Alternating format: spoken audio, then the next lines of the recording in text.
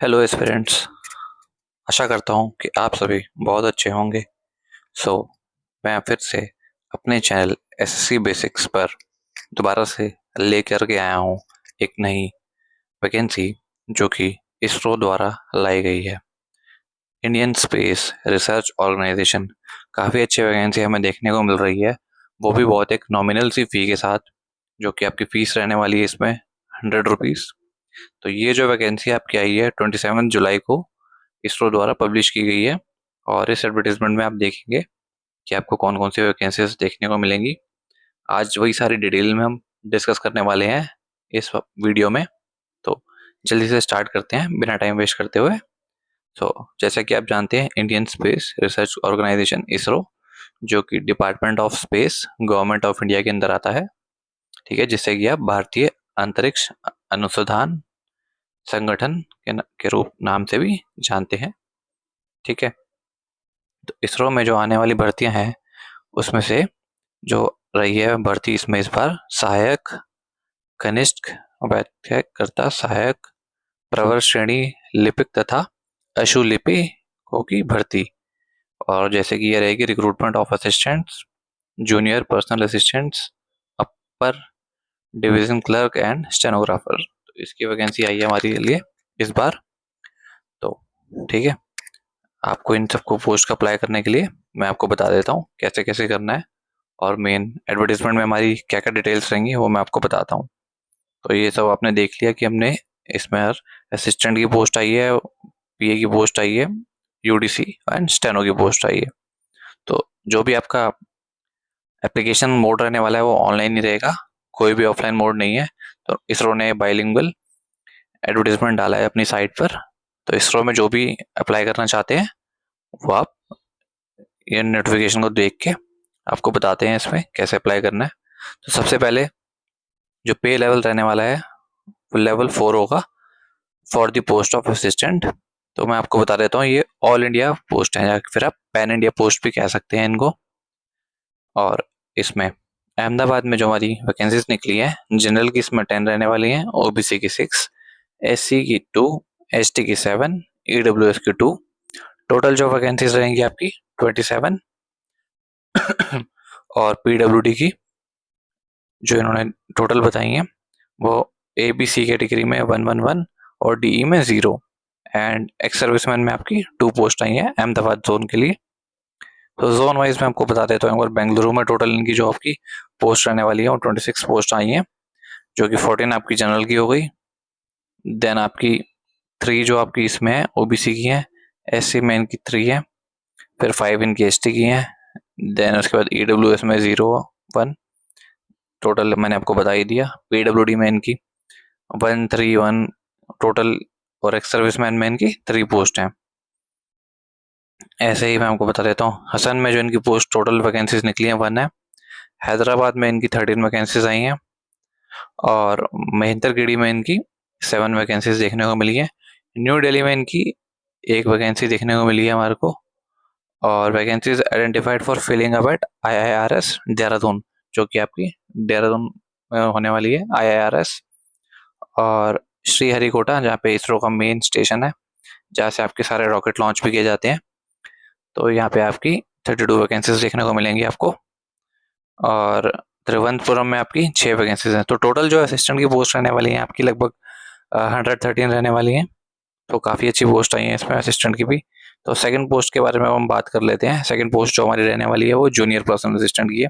पहली पोस्ट जो थी हमारी असिस्टेंट की थी, अब ये जो सेकंड पोस्ट है ये हमारी जूनियर पर्सनल असिस्टेंट की है। इसमें क्या है कि हमारी अहमदाबाद में ही टोटल पोस्ट जो हमारी रहने वाली है वो 21 है, जिसमें से कि 11 general, then OBC, then SC ST, इस तरह से है। एंड एक्स सर्विसमैन की इसमें 2 है, और पीडब्ल्यूडी की पोस्ट भी इसमें हमें देखने को मिल रही है। देन बेंगलुरु में बात करते हैं, तो बेंगलुरु में भी काफ़ी अच्छी 19 पोस्ट आई हैं इसमें। देन हसन में 2 आई हैं इनकी, हैदराबाद में 2 हैं, महेंद्रगिरी में 2 हैं। देन श्रीहरिकोटा में अगेन 14 पोस्ट आई हैं इसमें। जो तिरुवनंतपुरम है वहाँ पे इनकी 21 पोस्ट हैं। तो टोटल जो नंबर ऑफ जूनियर पीए की पोस्ट हैं वो इसमें 81 है। Then upper division clerk UDC जिसको आप बोलते हैं, उसमें बेंगलुरु में इनकी पोस्ट टोटल रहने वाली 22। देन स्टेनोग्राफर की इसमें 10 पोस्ट आई हैं, जो कि बेंगलोर लोकेशन के लिए हैं। जो भी एस्पिरेंट्स चाहते हैं अपनी लोकेशन को अच्छे से भरें। फॉर्म फिलिंग करने से पहले अपना डिसाइड कर लें कौन कौन सी कैटेगरी में उनको भरनी है। और इसके बारे में, फीस के बारे में मैं आपको एक इंटरेस्टिंग चीज़ बताऊंगा। इसमें आपको प्रोसेसिंग फ़ी भी देनी होगी, जो कि आपकी जब आप एग्ज़ाम दे देंगे तो उसके बाद आपकी फीस तो 100 रुपीज़ रहेगी, लेकिन प्रोसेसिंग फ़ी थोड़ी ज़्यादा रखी गई है ताकि सीरियस कैंडिडेट्स इसमें अप्लाई करें और वो आपको रिटर्न आ जाएगी। तो वो भी मैं आपको इस वीडियो में बताऊंगा वो कैसे होगा, वो आगे चल के बात करते हैं। तो पोस्ट जो 5 है हमारी वो रहने वाली है assistant for filling up at autonomous institutions under department of space. तो जो भी स्पेस के अंडर आपके डिपार्टमेंट्स आ जाते हैं, तो उसके अंदर जो भी कुछ असिस्टेंट की पोस्ट होंगी वो इसके थ्रू ही फिल की जाएंगी।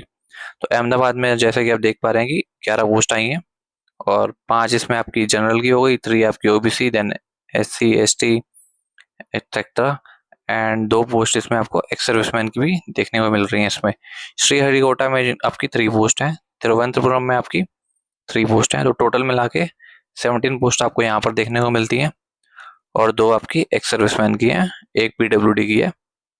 अब जूनियर पर्सनल असिस्टेंट की जो पोस्ट आई हैं ये भी ऑटोनोमस इंस्टीट्यूशन के अंदर आती हैं, जो कि डिपार्टमेंट ऑफ स्पेस के अंदर आएंगी। ये भी इसरो का ही लगभग पार्ट है, तो इसरो इनकी रिक्रूटमेंट भी कराता है। तो इसमें आपको एक वैकेंसी देखने को मिलती है जो कि जनरल पोस्ट है। ठीक है, ये भी आपके सारे एक्रोनिम्स दिए गए हैं यहाँ पे, जो भी आपको अपनी कैटेगरी के हिसाब से भरनी है वो आप देख सकते हैं। तो अब हम डिस्कस करते हैं इसके बारे में एजुकेशनल क्वालिफिकेशन। जैसे कि इन्होंने असिस्टेंट और अपर डिवीजन क्लर्क के लिए सेम रखा गया है, और junior personal assistant and stenographer के लिए क्वालिफिकेशन एक्सपीरियंस सेम रखा गया है। तो सबसे पहले हम बात करते हैं असिस्टेंट और यूडीसी के लिए। तो यूडीसी और असिस्टेंट के लिए इन्होंने रखा है graduation with minimum of 60% marks और CGPA of 6.32 on scale of 10 point scale. ठीक है, और कोई भी आपने यूनिवर्सिटी से कुछ डिग्री की हो with A prerequisite condition that graduation should have been completed within the stipulated duration of the course as prescribed by the university। ठीक है, एंड इसमें एंड का मतलब है कि ये मैंडेटरी होगा, आपको proficiency in use of computers भी होनी चाहिए। ठीक है, एक तो आपकी ग्रेजुएशन होनी चाहिए कोई रिकॉग्नाइज यूनिवर्सिटी से, जिसमें कि आपकी 60% मार्क्स तो होने ही चाहिए, या फिर आपकी CGPA 6.32 से अबव होनी चाहिए आउट ऑफ 10, और आपको कंप्यूटर्स में प्रोफिशिएंसी होनी चाहिए। ये तो हमने बात कर ली असिस्टेंट्स एंड यूडीसी के लिए। अब हम बात करते हैं junior personal assistant and stenographer के लिए, जो कि पोस्ट कोड है 2, 4 एंड 6। इसमें इन्होंने मांगी है ग्रेजुएशन विद मिनिमम ऑफ 60% और CGPA। पहला क्लॉज इसका बिल्कुल सेम है, कोई भी यूनिवर्सिटी से जो भी रिकग्नाइज्ड है उस टाइम ड्यूरेशन के अंदर। और अब इसमें हम और पार्ट देख लेते हैं। यहाँ फिर डिप्लोमा होना चाहिए commercial secretarial practice with a minimum of 60% marks और CGPA of 6.32 on a scale of 10।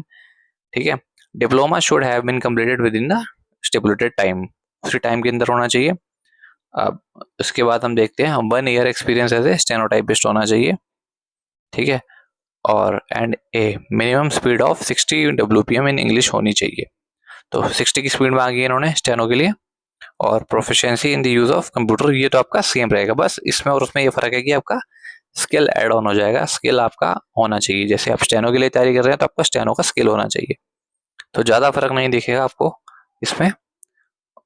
ठीक है, आप किसी ने डिप्लोमा किया हो तो वो भी इसमें अप्लाई कर सकता है, तो इसको भी ये कंसिडर करेंगे, इसमें इन्होंने ऐसा मेंशन किया है अपनी नोटिफिकेशन में। तो इसी के साथ हम आपको डिटेल डिस्कशन आपके साथ करेंगे। तो आप CGPA और परसेंटेज अपनी डिग्री में देख सकते हैं, जो भी आपकी कंसोलिडेट मार्कशीट होगी उसको कंसिडर करके आप उसके बाद ही इसरो के नॉर्म्स जो भी एलिजिबिलिटी है उसके बाद ही फॉर्म भरिएगा। ठीक है, तो आपको अपलोड करना पड़ेगा जो भी होगा जाके, तो कंसोलिडेटेड मार्कशीट या फिर डिग्री ये आपके पास होनी चाहिए। ये सब इसमें मेंशन किया गया है। तो इसी तरह हम वीडियो में अपनी कोशिश करते हैं कि डिटेल्ड एनालिसिस करें और इससे आपको पता चले कि आपको कैसे फॉर्म भरना है। तो मैक्सिमम इसमें एज लिमिट जो रखी गई है वो 28 ईयर्स की रखी गई है। जो भी पीपल 28 ईयर्स के एस्पिरेंट्स हैं, जो भी कैंडिडेट्स अप्लाई करना चाहते हैं, उनकी मैक्सिमम एज 28 ईयर्स होनी चाहिए for general, and 31 years for रहेगी ओबीसी। 33 ईयर्स जो आपकी लिमिट रहने वाली है वो SC STs के लिए रहेगी, एंड सर्विंग एम्प्लॉयज़ के लिए ये भी रहेगी। ये आप इसमें देख सकते हैं कि 28 ईयर्स तो आपकी जनरल के लिए हो गई, और बाकी जो हो गई आपकी 31 and 33 years OBC and SC ST के लिए रखी गई है। तो हमने एज का डिस्कशन भी कर लिया, पीडब्ल्यूडी सर्टिफिकेट भी इसमें आपको लगाना होगा अगर आप इस कैटेगरी में लाई करते हैं, तो रिजर्वेशन का जो भी सर्टिफिकेट है आपको इसमें लगाना होगा, कोई भी आप रिजर्वेशन के थ्रू आ रहे हैं तो ईडब्ल्यूएस का। तो अप्लाई करने के लिए इसमें क्या रहेगा, आपका ऑनलाइन एप्लीकेशन है, आपको ऑनलाइन अप्लाई करना है। इसमें जो भी आपको इसरो की साइट पे आपके लिए लिंक ओपन हो जाएगा बिटवीन 27 जुलाई 2026 से, और ये एप्लीकेशन ओपन रहने वाली है हमारी 16 अगस्त तक रहने वाली है 11:55 PM तक। तो स्टार्टिंग डेट जो हमारी रहेगी इसमें 27 जुलाई 2026 and ending date would be 16 August 2026। तो इस बात का आपको खास ध्यान रखना है, ठीक है। ये हमने डेट डिस्कशन कर लिया अपनी वीडियो के लिए। अब जो इसका पोर्टल रहने वाला है वो नेशनल करियर सर्विस रहेगा, जहाँ पे भी आपको एलिजिबिलिटी कंडीशंस जो भी इसरो ने बताई हैं वहाँ पे उसको देख सकते हैं, ठीक है। उसके बाद ही आप इस एप्लीकेशन को भरिएगा। आपको एनओसी भी लेना होगा अगर आप किसी ऑटोनोमस बॉडी में वर्क करते हैं, ठीक है। तो ये भी आप ध्यान रखिए। अब बात कर लेते हैं सबसे इम्पोर्टेंट चीज़ के बारे में, जो कि है हमारी एप्लीकेशन फ़ी। एप्लीकेशन फ़ी जो इसमें रखी गई है वो आपकी 100 रुपीज़ रखी गई है। एंड जो सबसे मेन बात है वो है आपकी 500 रुपीज़ जो है आपकी एप्लीकेशन की प्रोसेसिंग फ़ी है। तो फॉर द पोस्ट ऑफ आपकी assistant and upper division clerk के लिए जो आपकी एप्लीकेशन फ़ी रहेगी 500 रुपीज़ रहेगी, और for the post of junior personal assistant and stenographer ISRO and autonomous bodies दोनों के लिए ही 500 रहने वाली है। And for the post of assistant upper division clerk and junior personal assistant stenographer इसमें इसरो एंड ऑटोनोमस बॉडी के लिए आपकी रहेगी 1000 रुपीज़ पोस्ट, ठीक है। अब 1, 2 और 3 ये अलग अलग कैटेगरी वाइज है इसमें, तो ये आपकी फीस डिफरेंट टू डिफरेंट रहने वाली है, बॉडी टू बॉडी डिपेंड करेगा आपके पास ये डिफरेंट डिफरेंट डिपार्टमेंट्स के हिसाब से, ठीक है। तो ये होगा कि फीस आपकी जो है कुछ रिफंड हो जाएगी आफ्टर एग्जाम।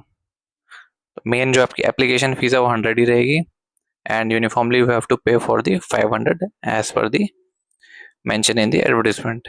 तो पेमेंट ऑफ फी जो रहेगा आपका एप्लीकेशन मोड जो रहने वाला है वो भारत कोष ई पेमेंट गेटवे के थ्रू रहेगा, जो कि इंटरनेट बैंकिंग यूपीआई या फिर डेबिट कार्ड के थ्रू आप इसको पे कर सकते हैं। तो इसमें आप क्रेडिट कार्ड का यूज़ नहीं कर सकते।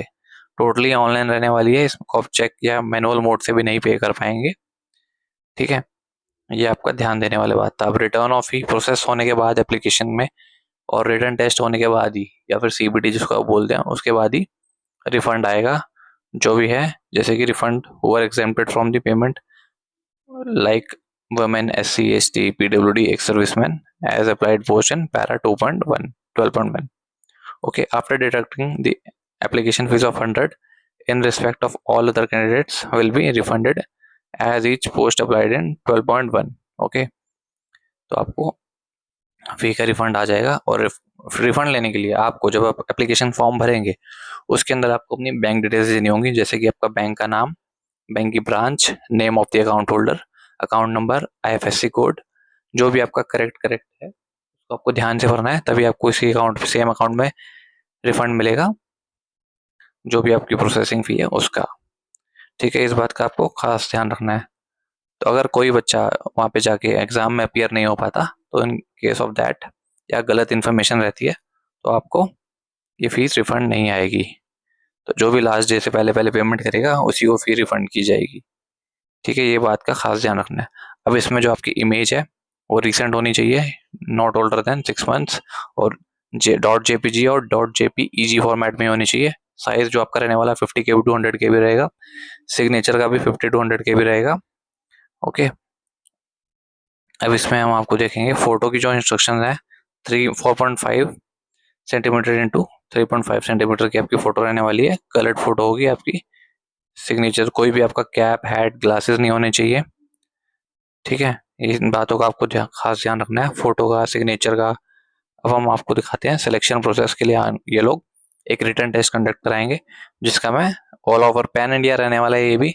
इसमें भी आपको जो भी इनके स्टेट्स हैं मैं एक बार आपको दिखा देता हूँ, इनके आप स्क्रीनशॉट भी ले सकते हैं। दिल्ली में भी होगा, चंडीगढ़, ऑल मतलब जितने मेन 38 मेन्यूज रहने वाले हैं इंडिया के, वहाँ पे हर जगह इनका एग्जाम कंडक्ट किया जाएगा।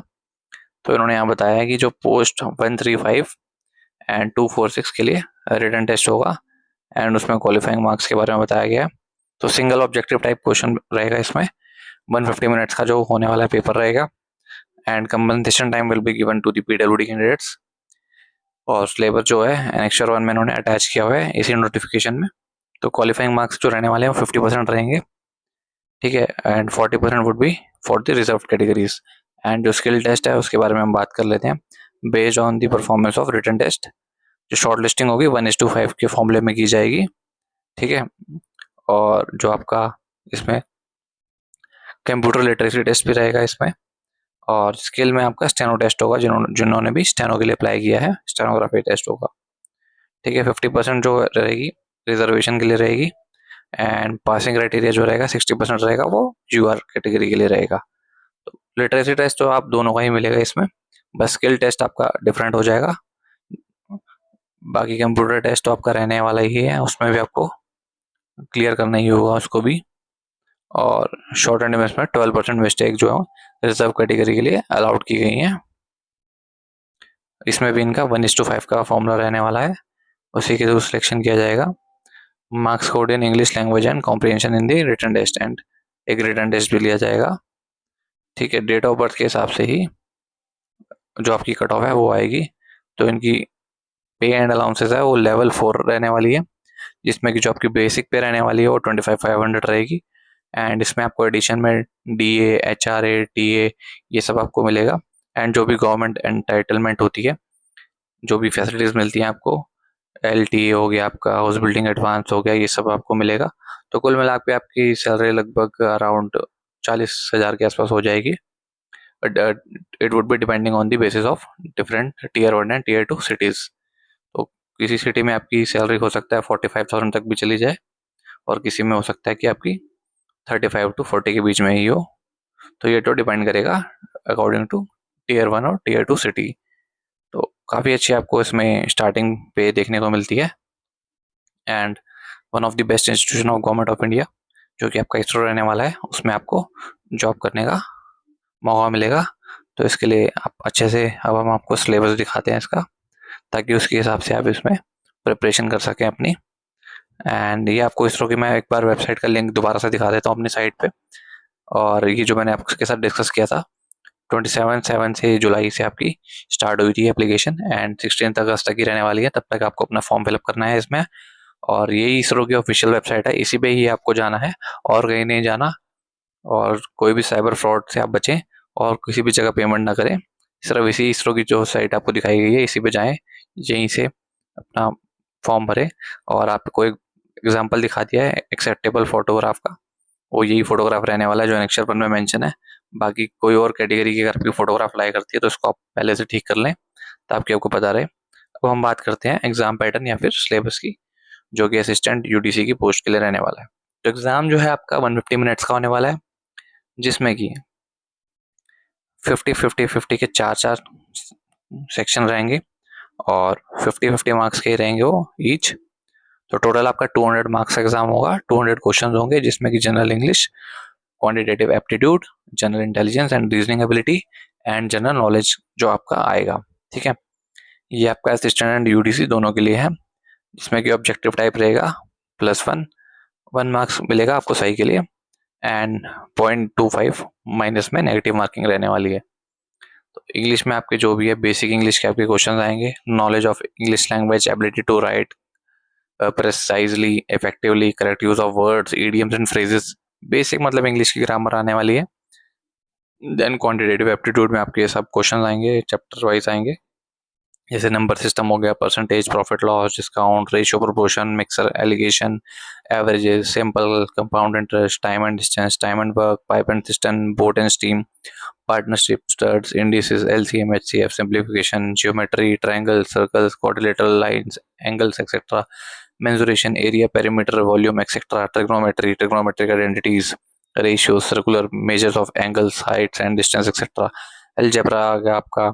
उसके बाद स्टैट्स एंड डेटा इंटरप्रिटेशन। तो बेसिक मैंने आपको एक बार सिलेबस दिखा दिया, इसके आप जरूर स्क्रीनशॉट ले लीजिएगा।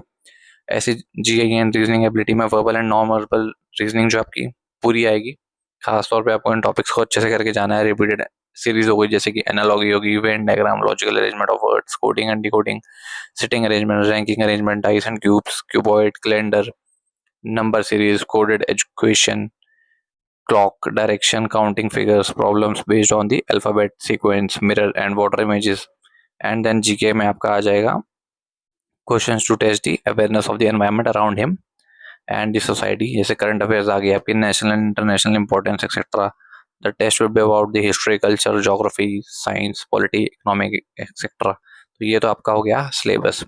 एंड फॉर द स्टेनोग्राफर जो आपका पेपर रहने वाला है, उसमें जो मेन फोकस होगा वो इंग्लिश पे होगा। इंग्लिश के आपके 100 क्वेश्चन होंगे एंड रीजनिंग के आपके 50 क्वेश्चन एंड एप्टीट्यूड के आपके एंड नॉलेज के 50 क्वेश्चन रहने वाले हैं।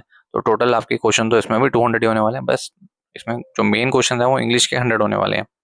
बाकी क्राइटेरिया मार्किंग का वही है, सेम सिलेबस इसमें रहने वाला है, उसके लिए भी इंग्लिश का भी एंड रीजनिंग का भी इसमें सेम है। देन क्वांटिटेटिव एप्टीट्यूड का भी इसमें सेम है, जीके का भी सेम है। बस इसमें आपका एक जो है स्किल टेस्ट का मैं आपको बता देता हूँ कि MS वर्ड का इसमें आएगा 35 मार्क्स का जो पेपर रहने वाला है। तो सबसे ज़्यादा फोकस जो इसमें आपको देखने को मिलेगा, चाहे वो असिस्टेंट हो, UDC हो, JP हो, स्टेनोग्राफर हो, तो कंप्यूटर का काफ़ी अच्छी नॉलेज इसमें चेक की जाएगी। MS वर्ड में आपका 35 मार्क्स का आएगा, जिसमें कि आपको सारी कंप्यूटर्स की जो भी वर्ड से रिलेटेड मैनिपुलेशन एंड फॉर्मेटिंग है, सेटिंग्स होगी, ड्राइंग्स होगी, वर्ड मतलब अच्छे से आपको यूज़ करना आना ही चाहिए।